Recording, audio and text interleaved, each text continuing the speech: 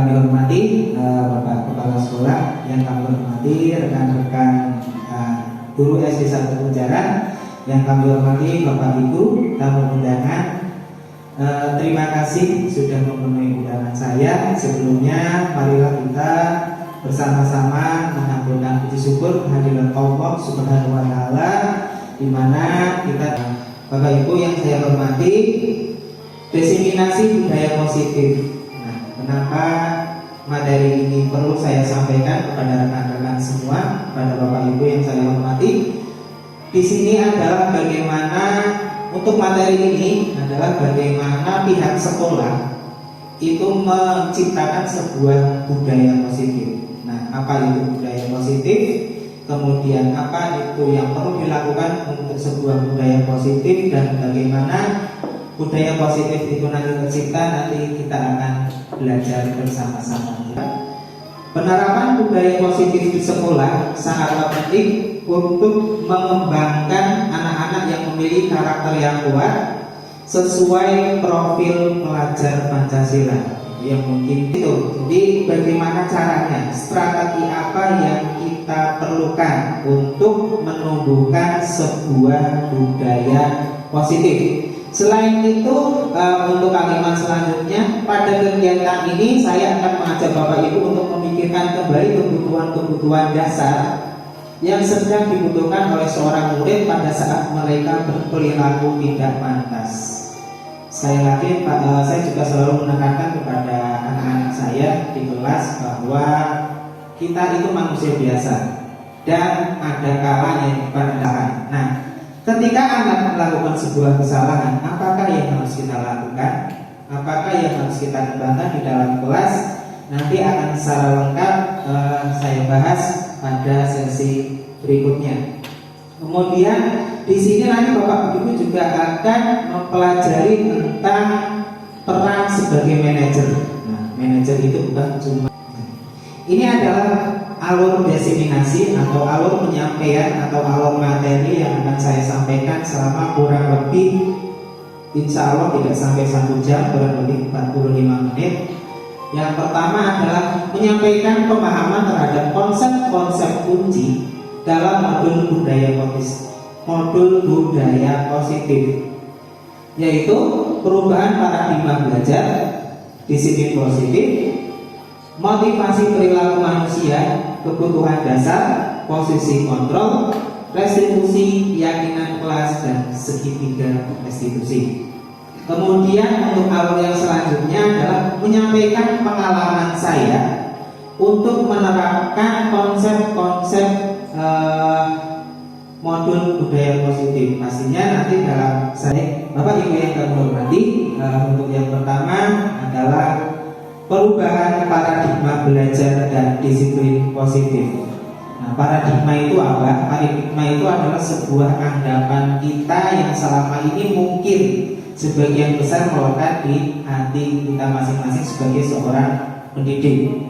Bagaimana anggapan kita kepada anak dalam hal belajar, bagaimana anggapan kita terhadap cara mengatasi sebuah masalah, kemudian dan bagaimana kita mendisiplinkan anak. Sekali lagi, mohon maaf di sini Pak, saya tidak sedang menggurui Bapak Ibu semua. Kita sama-sama belajar. Ketika mungkin ini adalah permainan cobalah bukan. Mohon maaf, Bapak Ibu untuk berkenan duduk berhadap-hadapan. Bapak sadar. Kalau yang kebetulan tidak ada pasangan, tapi Anda dan teman Anda melakukan kegiatan coba lakukan. Anda adalah A. Tugas Anda adalah mengepalkan salah satu tangan Anda. Jadi yang mengepalkan salah satu.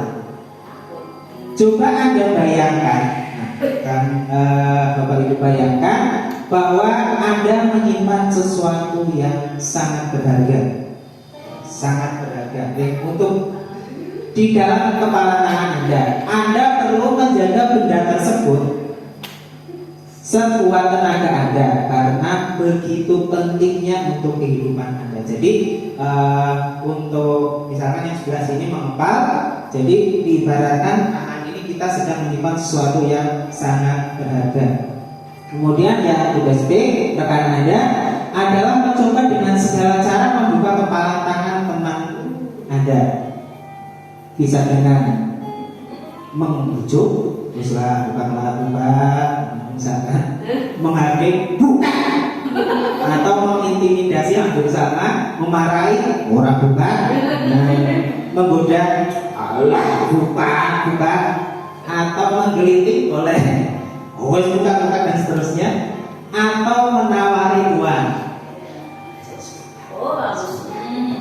Ya, untuk supaya intinya gini, bagaimana caranya supaya dia mau membuka.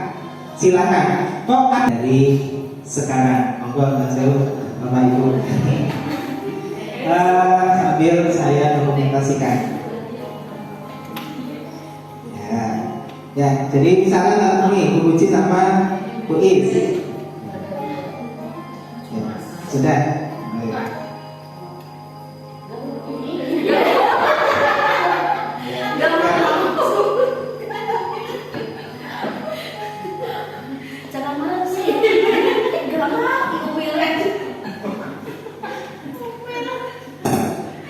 Ya, baik, itu Pak, satu lagi. Mohon Ibu. Ayo, saya.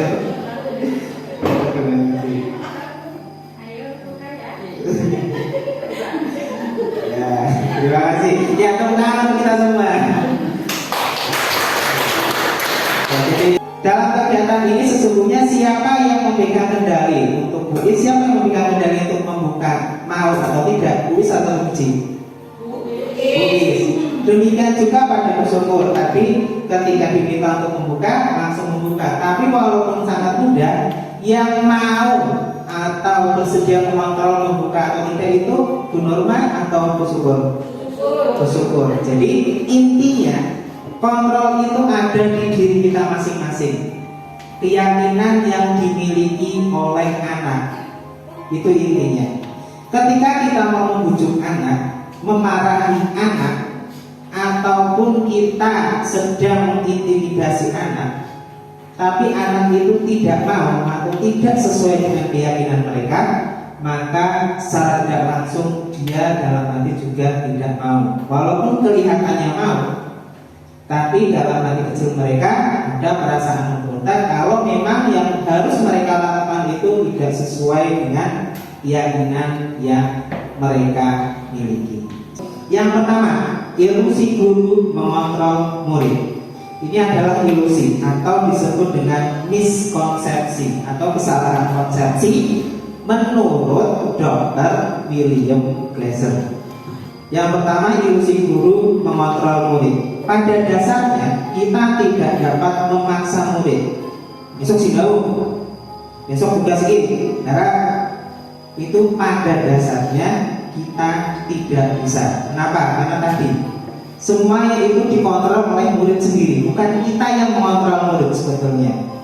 Yang kedua, ilusi bahwa semua penguatan positif efektif dan bermanfaat. Nanti buktinya Bu Uci sudah berusaha menggelitik, agak menggetar, kemudian dirayu ternyata tetap tidak mau membuka. Jadi tidak semua penguatan positif itu efektif untuk merubah murid. Kemudian untuk selanjutnya, ilusi bahwa kritik dan membuat orang mereka merasa bersalah dapat menguatkan karakter. Yang selanjutnya, ilusi bahwa orang dewasa memiliki hak untuk memaksa. Nah, ini yang tadi saya bilang di awal. Semarak-maraknya kita, nanti harapan saya kita belajar bersama-sama. Setelah kita mempelajari apa itu budaya positif, sedikit demi sedikit kita bisa berubah, sehingga nanti anak itu betul-betul bisa menjadi anak yang merdeka sesuai dengan tujuan pendidikan kita, yaitu merdeka mengajar. Merdeka itu sebetulnya bukan sekali dewa. Merdeka di sini adalah bagaimana siswa bisa menuntun dirinya sendiri supaya tidak mengganggu orang lain dan bermanfaat untuk orang lain dan masyarakat sekitar. Jadi arti kata merdeka dalam belajar itu sesungguhnya itu. Jadi bukan merdeka belajar itu ya Nah, sekarang kita masuk ke materi selanjutnya, yaitu pengertian disiplin. Ada dua tokoh di sini, yaitu Ki Hajar Dewantara dan Diana Gosen. Nah, mungkin sebelum saya pribadi, sebelum saya belajar ini, pengertian disiplin dalam hati saya itu ya gimana caranya anak satu misalkan harus datang selalu tepat waktu. Gimana caranya anak mau mengerjakan tugas? Gimana caranya anak mau patuh kepada perintah guru? Itu sebelum saya membaca ini. Setelah ini ya kadang untuk masih saya lakukan. Tapi setelah membaca ini ternyata ada sedikit yang berbeda tentang pengertian disiplin, yaitu dikemukakan oleh Ki Hajar Dewantara, Bapak pendidikan kita. Ki Hajar Dewantara menyatakan bahwa untuk mencapai kemerdekaan atau konteks pendidikan, untuk menciptakan murid yang merdeka, syarat utamanya adalah harus ada disiplin yang kuat. Disiplin yang dimaksud adalah disiplin diri yang memiliki motivasi internal. Jadi disiplin yang bukan karena perintah Pak Guru, disiplin bukan karena dimarahi Pak Guru, bukan karena itu nilai-nilai kebajikan. Nah, ini nanti yang akan kita terapkan tapi di materi kedua, yaitu tentang keyakinan kelas. Nah, ini untuk materi yang kedua, yaitu teori motivasi, hukuman dan penghargaan, dan restitusi.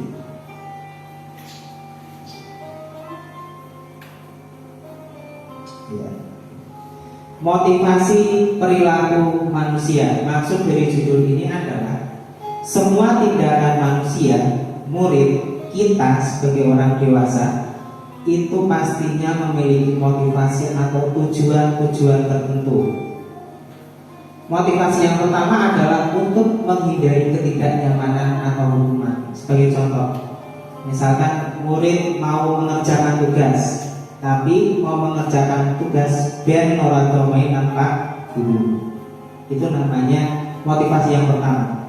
Dia mau mengerjakan tugas, tapi dalam hal ini dia mengerjakan tugas ben ora domain Pak Guru, atau ben tidak mendapat dalam tanda kutip hukuman ketika tidak mengerjakan tugas.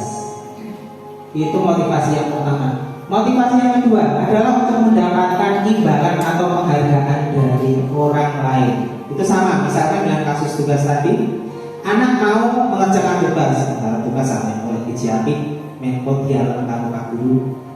Itu juga salah satu contoh motivasi kenapa anak mau mengerjakan sebuah tugas. Dan dari dua ini adalah motivasinya bersifat ekstrinsik atau dari luar. Ketika tidak ada penghargaan, anak cenderung gimana dalam soal aku orang malunya, nulisnya sebel dalam soal seperti itu. Atau ketika Pak Gurunya itu sangat baik sekali tidak pernah, maka ketika ada dorongan-dorongan itu hilang, maka secara umum anak akan menghentikan perilakunya. Dia nggak mau lagi kerjain tugas, dia dan seterusnya. Nah, yang diinginkan oleh pemerintah itu adalah yang ketiga, yaitu untuk menjadi orang yang mereka inginkan, menghargai sendiri dengan nilai-nilai yang mereka percaya. Di sini adalah motivasinya bersifat intrinsik dari dalam. Jadi walaupun tidak ada walaupun tidak ada teguran, tidak ada hukuman, tidak ada penghargaan, anak secara sadar mau mengerjakan tugas dan semua yang diminta oleh Bapak Ibu Guru. Itu adalah 3 teori motivasi. Nah, kemudian nih, hukuman, konsekuensi, dan restitusi. Apa perbedaan hukuman, konsekuensi, dan apa itu restitusi? Mungkin yang sering kita lakukan, saya khususnya, ketika misalkan anak tidak mengerjakan tugas, ada kalanya saya meminta anak, kowe ora nggarap tugas, tulis tugas itu selama 10 kali. Nah, kadang seperti itu. Atau sudah saya banget, kamu nanti nyapu halaman. Orang nggarap tugas, hukumannya nyapu halaman. Orang nggarap tugas, nulis 10 kali. Apakah itu sesuai? Apakah itu hukuman? Nah, Kita akan belajar di sini. Dan apakah itu konsekuensi? Nah, di sini. Menjawab sambil duduk. Yang pertama di sini ada kolom identitas gagal. Mohon maaf, mungkin yang belakang agak kurang jelas.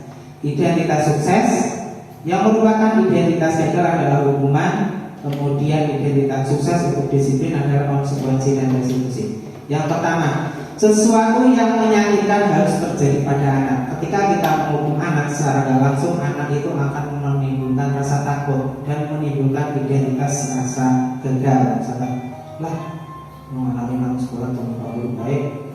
Itu salah satu identitas sifat gagal, dan itu akibat dari sebuah hukuman kepada anak. Yang kedua, konsekuensi, sesuatu harus terjadi. Ya memang harus terjadi, tapi jangka waktunya itu biasanya cenderung lebih singkat. Misalkan karena tidak mengerjakan tugas, dia cukup mengerjakan ulang tugas itu lagi. Yang memang sulit, tapi itu cenderung lebih sedikit daripada tidak mengerjakan tugas kok hukumannya bersih WC. Itu sesuatu yang tidak nyambung, maksudnya seperti itu. Jadi hukuman itu cenderung terjadi tiba-tiba. Biasanya muncul ketika kita itu sedang emosi. Kowe biasanya nadanya tinggi, menghardik. Nah, ketika itu anak-anak otomatis hatinya menurut teori itu akan menjadi saya itu anak yang gagal dan seterusnya dan seterusnya. Kemudian di sini banyak sekali kalau saya baca untuk materi nanti bisa saya share di Bapak Ibu guru, nanti saya share di grup ya. Jadi intinya itu. Jadi untuk hukuman itu di sini banyak sekali. Sistem tidak akan berjalan bila murid tidak takut. Ini yang penting. Murid akan tersakiti. Berlaku hanya pada sebuah institusi, tidak berlanjut pada kehidupan nyata. Kemudian di sini tiba-tiba tidak ada yang diharapkan dan sangat melukai siswa. Itu untuk hukuman. Peraturannya adalah kamu harus itu kalau ditulis maksudnya. Peraturan yang hukuman itu ini mesti peraturan kamu harus datang tepat waktu. Itu cenderung peraturan yang bersifat hukuman. Jadi kata kuncinya ada kata-kata harus di situ. Apakah ini salah? Ya menurut saya juga ada sedikit salahnya, tapi gimana? Terus untuk selanjutnya, untuk konsekuensi itu apa peraturannya? Mampukah kamu melakukannya? Dan biasanya diimbui di paling terakhir itu terima kasih. Misalnya, ya terima kasih kamu sudah melaksanakan piket hari ini, tapi coba lihat kelasnya itu masih ada motor enggak? Yang saya dapatkan di pembelajaran ini seperti itu. Ketika ada anak yang kebetulan tidak melaksanakan piket di sekolah, jujur sebelum ini ya saya sering iki kelas apakah ada yang piket siapa? Saya baru otomatis ketika itu anak pulang dulu, mau piket. Nah, ketika itu terjadi sesuatu yang sebetulnya tidak kita inginkan. Yang pertama ada pembulian antara anak. Jadi otomatis anak itu mau rawikan, mau ketekannya lawan dan seterusnya. Dan itu adalah salah satu konsekuensi hukuman. Kemudian kalau saya menegur dengan cara konsekuensi, nanti adalah seperti tadi. Terima kasih ya yang sudah piket hari ini, tapi lihat itu kelihatannya pojok masih ada sampah. Tolong yang piket dibersihkan lagi. Sebetulnya tindakan dari keduanya itu sama, yaitu ketika kita memarahi, anak otomatis akan membersihkan, dan tindakan yang kedua juga anak akan membersihkan. Tapi menurut kita, menurut Bapak Ibu, kami yakin anak akan lebih cenderung menerima hal yang kedua. Mungkin benar. Ya, jadi ketika itu anak merasa dihargai, mau piket, tapi ya piket itu kadang masih bersih, masih seduh, masih moral, itu suatu hal yang wajar. Seperti itu adalah untuk konsekuensi dan restitusi. Lanjut. Nah ini dihukum oleh penghargaan. Saat kita berulang kali menjanjikan hadiah kepada anak-anak agar berperilaku bertanggung jawab, ini sebetulnya agak halus, agak manusiawi. Misalkan, kamu kalau mau mengerjakan ini nanti tak kasih bonus nilai. Kalau kamu mau mengerjakan ini tak kasih bonus permen. Itu sebetulnya anak suka betul. Kira-kira suka nggak Bapak Ibu? Suka. Dan saya juga pernah mengalami. Otomatis anak itu suka, termotivasi, dan itu nggak bisa dihindari. Dan itu memang menurut saya awalnya itu bagus. Yang bocah tapi orang ngerti, tapi tak kasih hadiah baik. Hadiahnya seperti itu contohnya. Atau kepada seorang murid untuk mempelajari suatu hal yang baru, seorang karyawan di sini contohnya ini karena memang pendapat dari Alfimor, kita sedang berasumsi mereka tidak dapat melakukannya atau mereka tidak akan memilih untuk melakukannya. Padahal apakah itu tepat? Coba kita pelajari. Pengaruh jangka pendek dan jangka panjang dari kita selalu mengandalkan sebuah penghargaan atau mengasih sesuatu kepada murid. Penghargaan efektif jika kita menginginkan seorang melakukan sesuatu yang kita inginkan dalam jangka waktu yang pendek.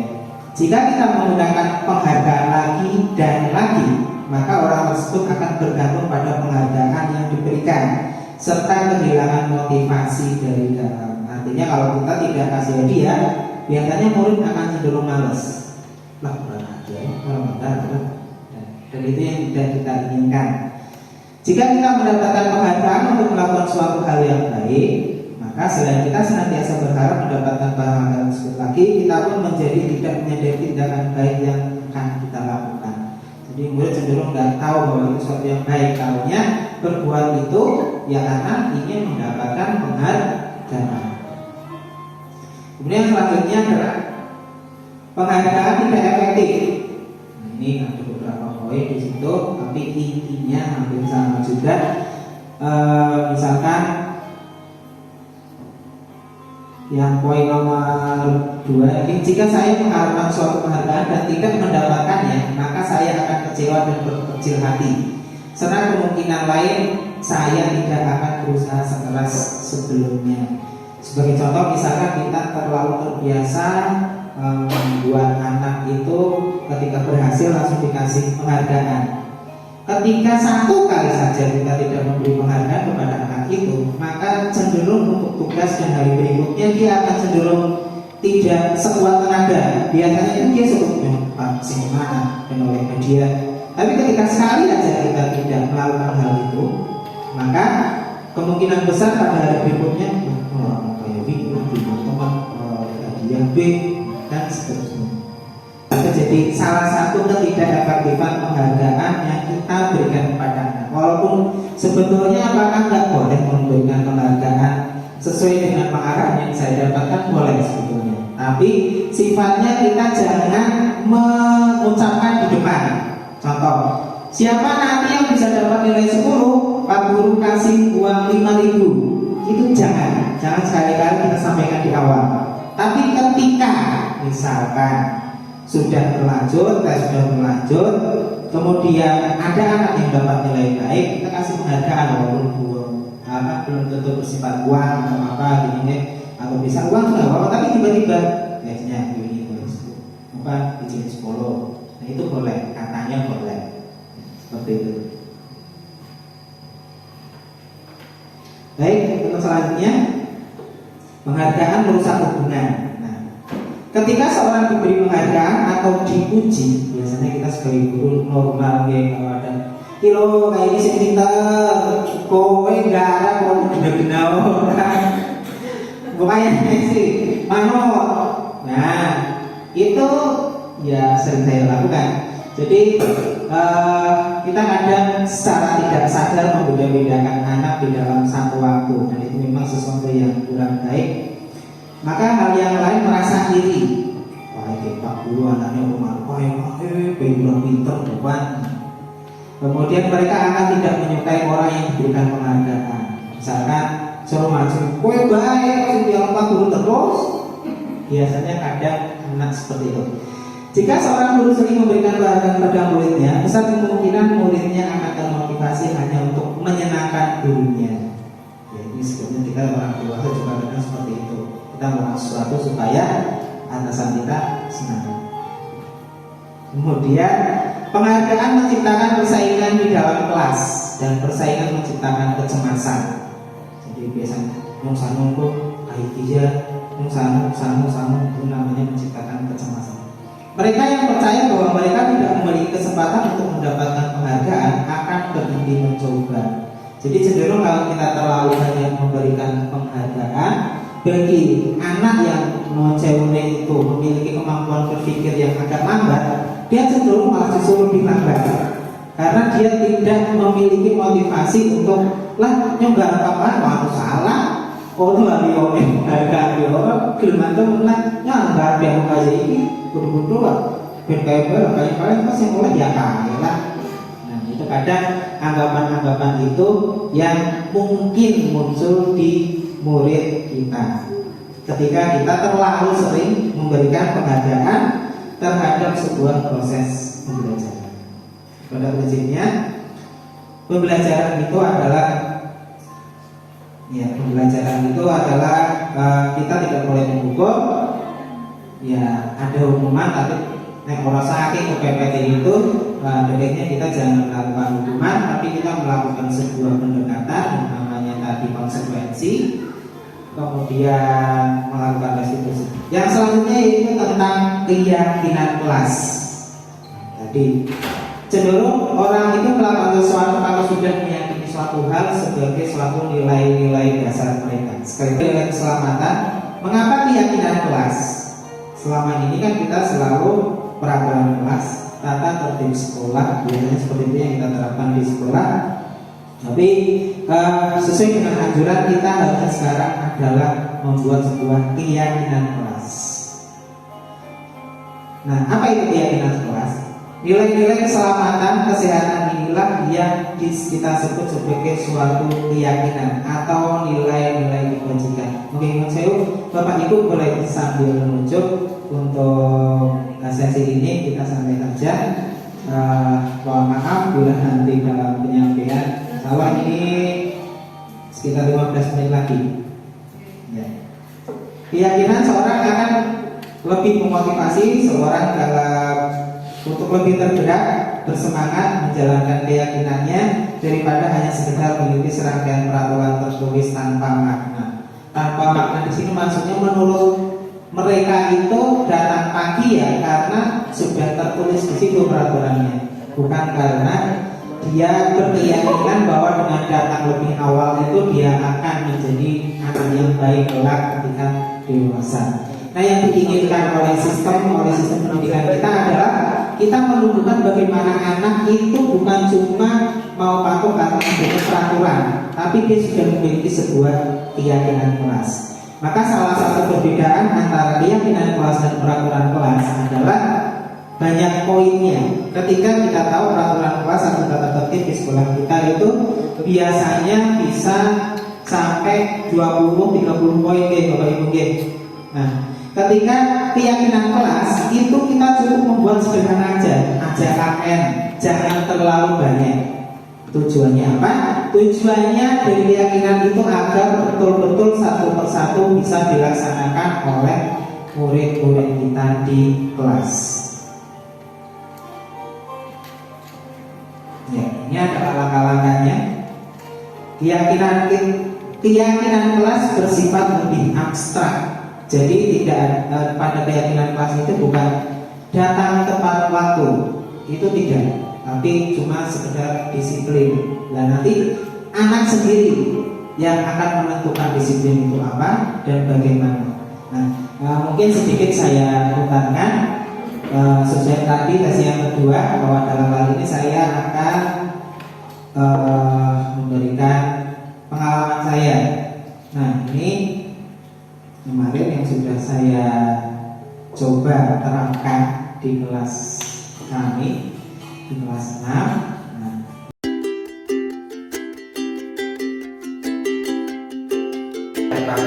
Tulis apa itu keyakinan kelas? Ya, coba dibacanya.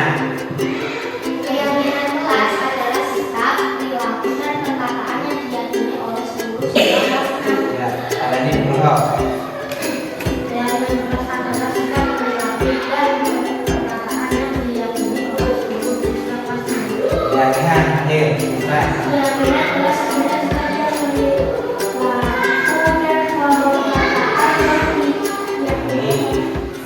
Bisma. Ini adalah apa namanya singkatan dari keyakinan kelas yang akan kita dalami.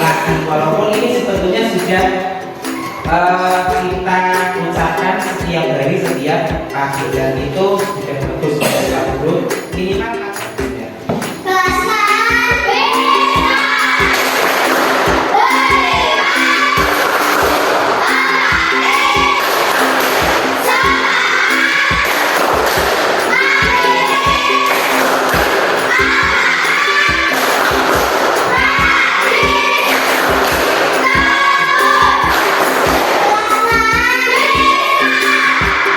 Terima kasih, kita semua.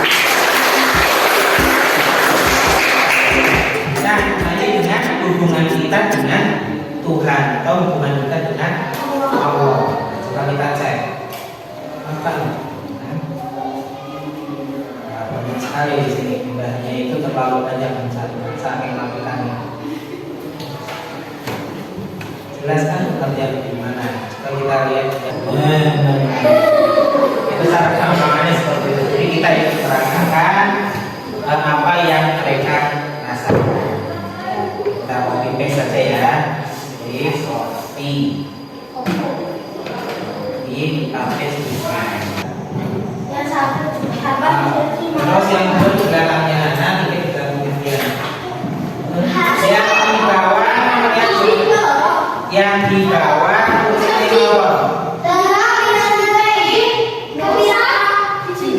kurusnya begini masalahnya. Belakangnya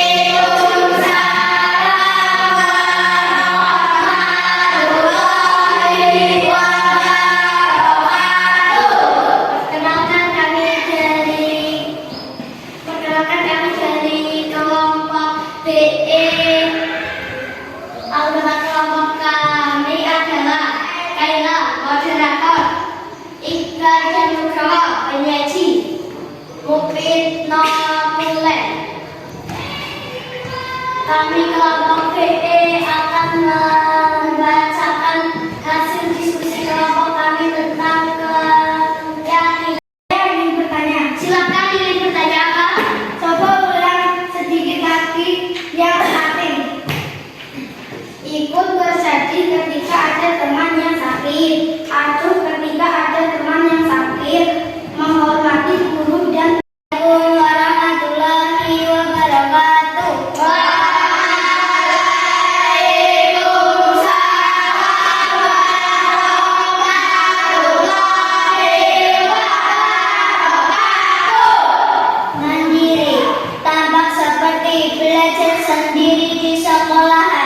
Tampak tidak seperti tidak belajar sendiri di sekolahan, mengerjakan tugas sendiri dari guru, tidak mengerjakan tugas sendiri dari guru, mampu mengatur dirinya sendiri, tidak mampu mengatur dirinya sendiri.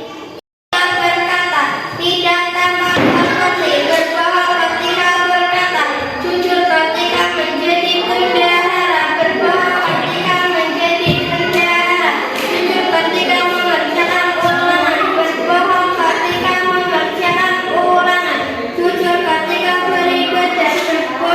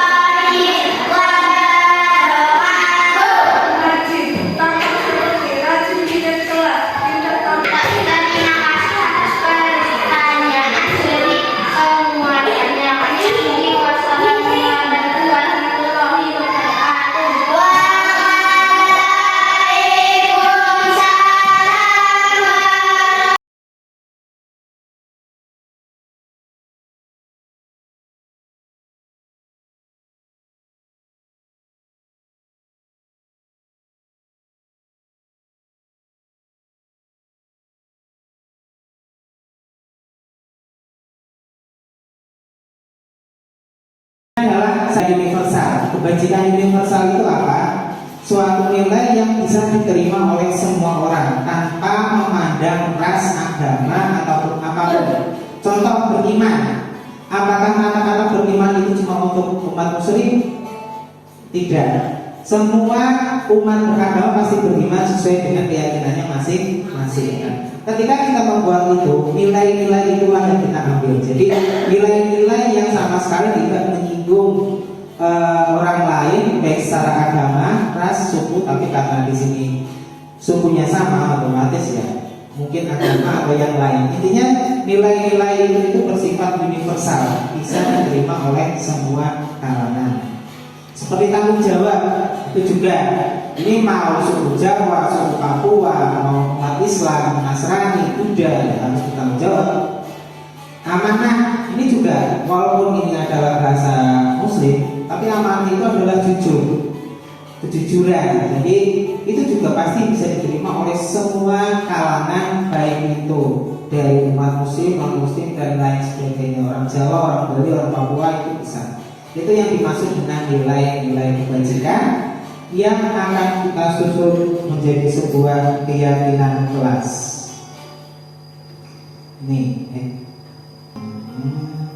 Kebutuhan dasar manusia dan dunia berkualitas. Kebutuhan dasar manusia. Seluruh tindakan manusia memiliki tujuan tertentu. Semua yang kita lakukan adalah usaha terbaik kita mendapatkan apa yang kita inginkan.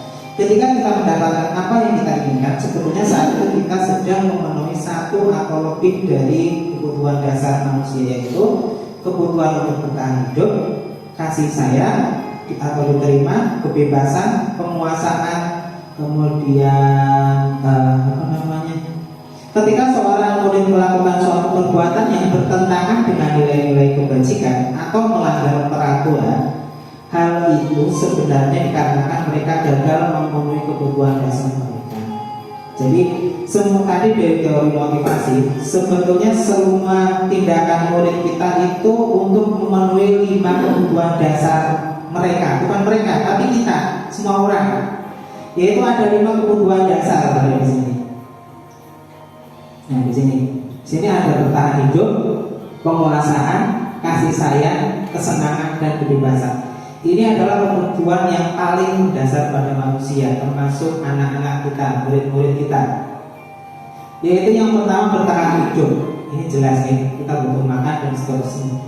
Kemudian kasih sayang dan rasa diterima. Nah, misalkan ada anak yang kebetulan di kelas jarang kita perhatikan, biasanya saya itu memperhatikan anak yang sangat pintar dan anak yang kurang pintar. Yang tengah-tengah itu kadang biasanya sedikit cenderung diabaikan, karena memang dia menurut kita biasa aja, nggak perlu perlakuan. Nah, ada kalanya anak-anak seperti itu merasa kasih sayangnya kurang di sekolah, jadi dia berusaha mengganggu teman.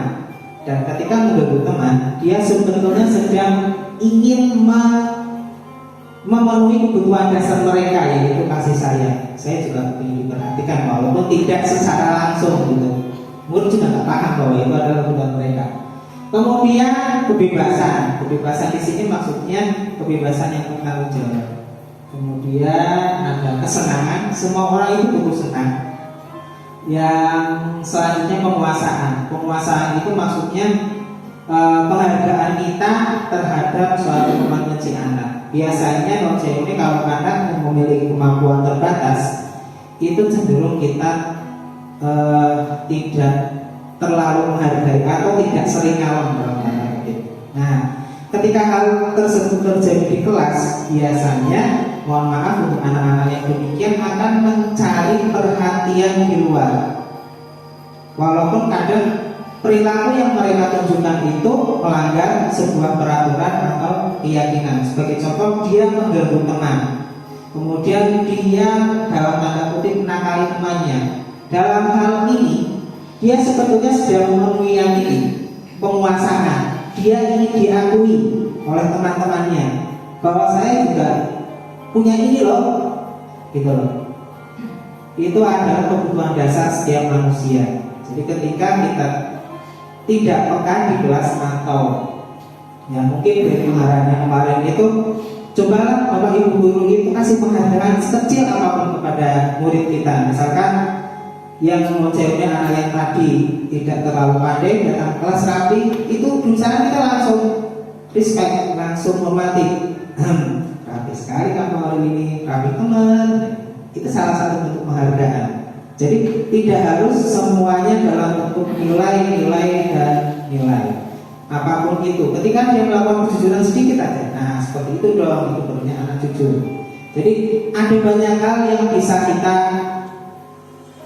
kuatkan pada murid-murid kita di kelas untuk memenuhi kebutuhan. Jadi dengan kita banyak melakukan hal itu, nah harapan kita murid di luar sudah tidak lagi menunjukkan cara-cara mereka untuk memenuhi 5 kebutuhan dasar mereka dengan melanggar peraturan. Harapannya seperti itu. Yang selanjutnya itu 5 posisi kontrol dan segitiga restribusi. Nah, di sini saya supaya lebih jelas lagi, saya memiliki beberapa video contoh apa itu 5 posisi kontrol yang saya dapatkan melalui LMS atau modul yang saya berikan, yang saya pelajari.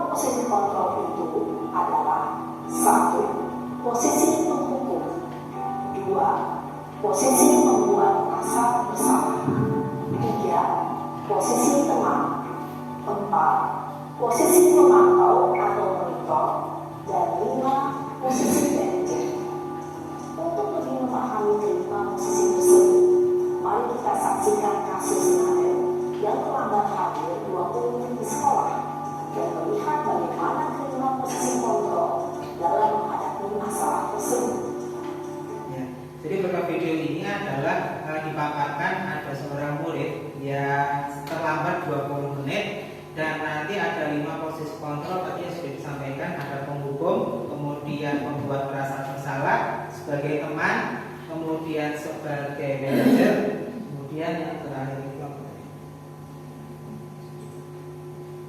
oke. Nah, ini adalah bagaimana cara menangani dari kelima posisi tersebut.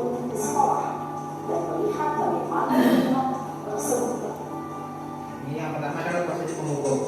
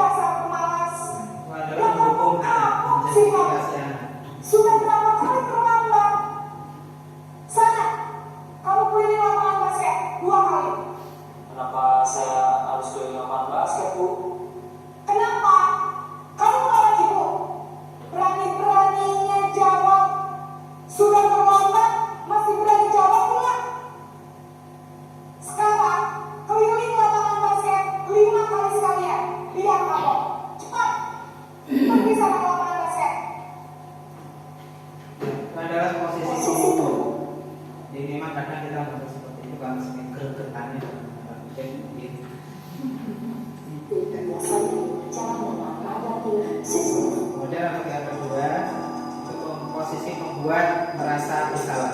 Ini videonya hampir sama, cuma perlakuannya yang berbeda.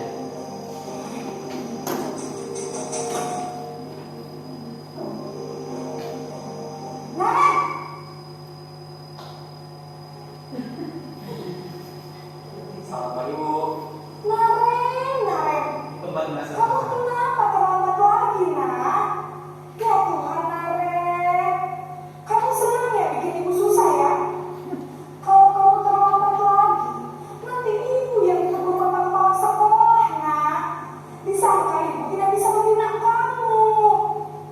Duh, gimana ini? Saatnya jam 5 dimulai. Ibu sendiri Naren. Kamu suka ya? It's time to begin the fifth letter. Terus, sekarang harus tulis apa ya di buku absen? Ini kamu sudah sering terlambat loh. Ibu harus apa coba? Maaf Bu, maaf sekali.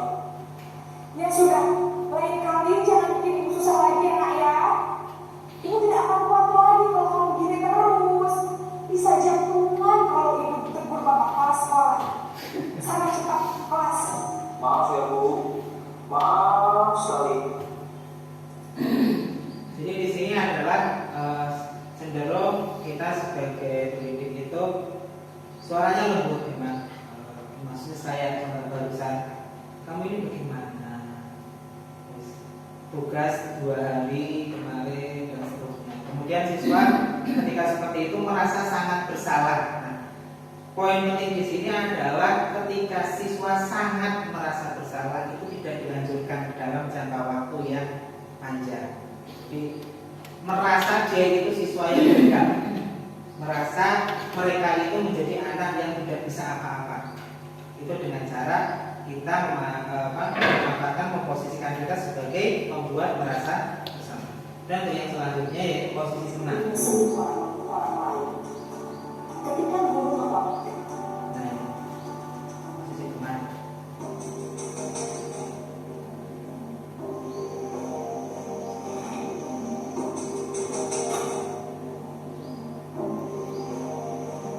Naren,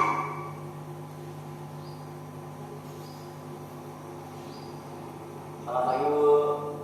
wah sudah jam berapa ini nak? Terlambat lagi ya sayang. Iya Bu, habis ibu saya lupa bangunkan saya Bu. Kamu malah menyalahkan ibu kamu. Kamu bukannya anak yang larinya paling kencang. Gak terlambat sih. Iya Bu, saya memang terlambat bangun tadi. Jadi biarpun saya lari kencang, tetap gak kejar Bu. Ya sudah sana. Nanti lain kali larinya lebih kencang lagi ya. Biar gak terlambat lagi. Bikin senang ibu. Demi ibu. Bisa kan? Bisa Bu. Ya sudah sana masuk kelas. Ibu beresin urusan absen kamu. Kamu ini ada saja. Ya, itu posisi yang ketiga sebagai teman. Jadi ketika kita memposisikan kita sebagai teman dalam video tersebut, cenderung anak akan lebih suka, akan lebih menerima apa konsekuensi yang kita lakukan. Tapi ketika anak melakukan hal tersebut dalam video itu juga dan ditegur oleh orang lain, anak cenderung tidak akan menerima. Jadi intinya anak itu mau melaksanakan cuma ketika kita tegur karena menganggap kita itu sebagai teman mereka. Dan itu memang kelemahan memposisikan kita sebagai teman kepada peserta didik kita. Kemudian posisi yang keempat yaitu posisi manajer.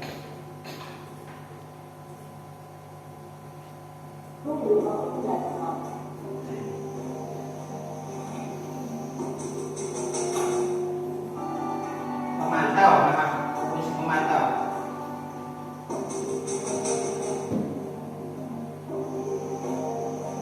Posisi yang diharapkan yaitu sebagai posisi manajer, di mana kalau kita perhatikan dalam video tadi semua penyelesaian itu diutarakan oleh anak, bukan dari guru. Atau anak terlambat, guru kemudian mengucapkan kamu harus, tapi tidak, tapi langsung menanyakan sendiri kepada anak kira-kira keyakinan apa yang sudah dilanggar oleh dia. Kemudian kalau kita cermati, penyelesaian masalah atau konsekuensinya itu juga muncul dari anak sendiri, bukan dari guru. Atau seperti tadi ya, sebagai membuat merasa bersalah atau menghukum, konsekuensinya datang langsung dari guru. Kalau pada manajer itu dari anak. Seperti tadi contohnya, bagaimana menurut kamu cara mengatasinya? Kira-kira kamu bisa apa untuk memperbaiki situasi ini?